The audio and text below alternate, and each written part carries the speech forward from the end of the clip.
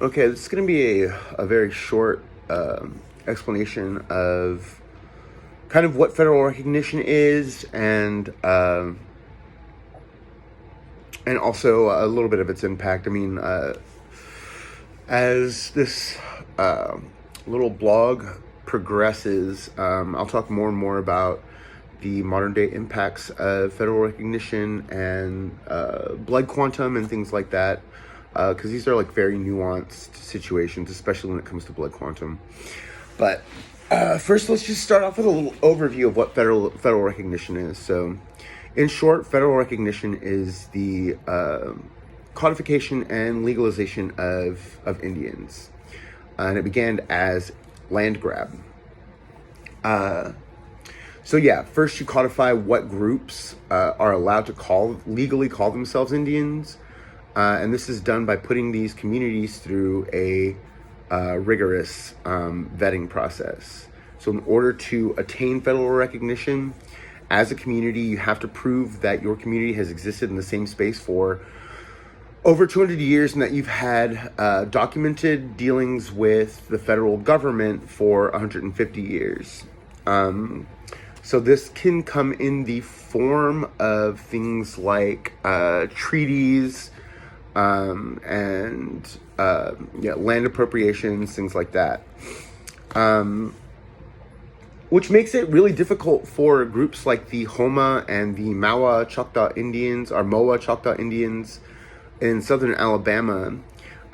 These tribes have suffered from a history of consistent displacement.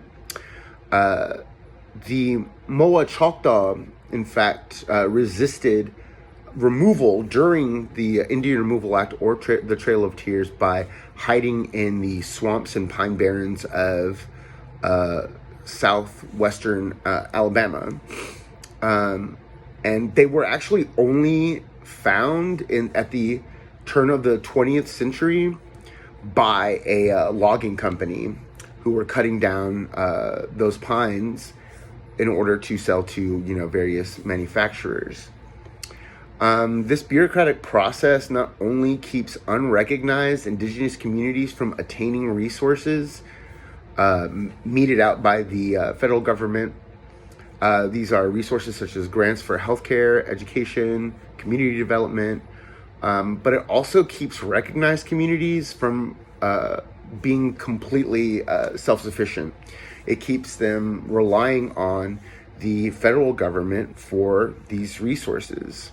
An example of that, a recent example of that, is just last year, the Mississippi Band of Choctaw Indians, of which I am an enrolled member of, and I grew up on the Pro River Choctaw reservation, which is like the main reservation for the MBCI. Anyways, we lost $17,000 in federal grant money that should have gone towards the recognition and revitalization of the modern day Mississippi Choctaw language. This happened because of just a slew of federal grant funding that got canceled by President Trump. At this time, really the only resources available for learning the Choctaw language kind of come in the form of things like the Byington Dictionary. This was a dictionary that was gathered by Cyrus Byington in like 1850. And a lot of those words and forms and ways of speaking aren't relevant to modern day Choctaw. If you are not a member of a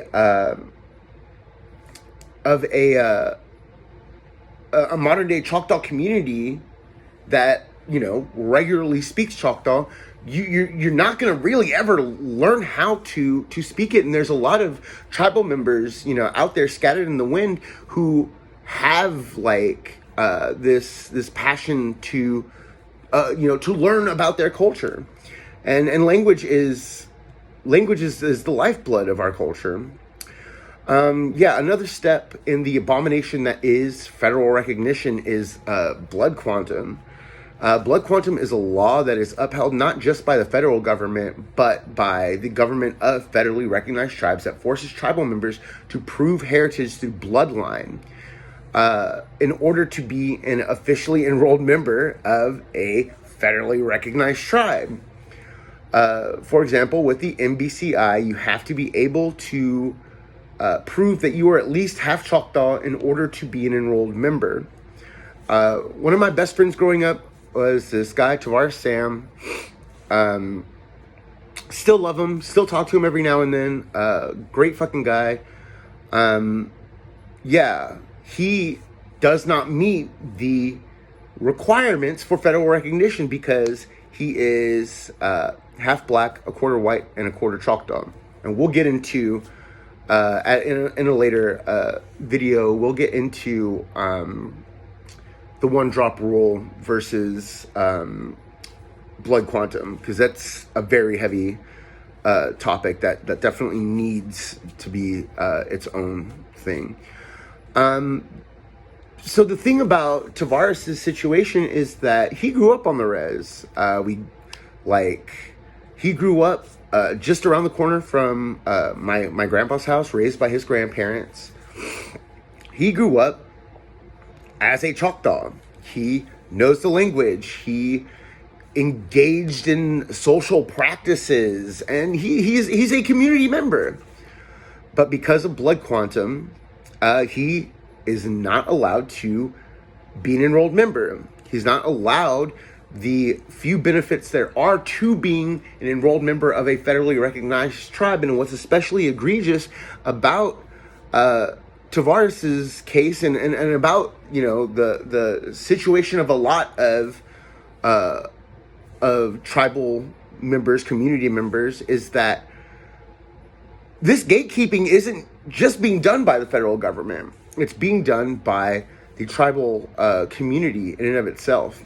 And this has had long-lasting effects, not just in the psyche of Tavares, but in the psyche of every tribal community member who is unable to attain enrollment recognition because of, you know, blood quantum.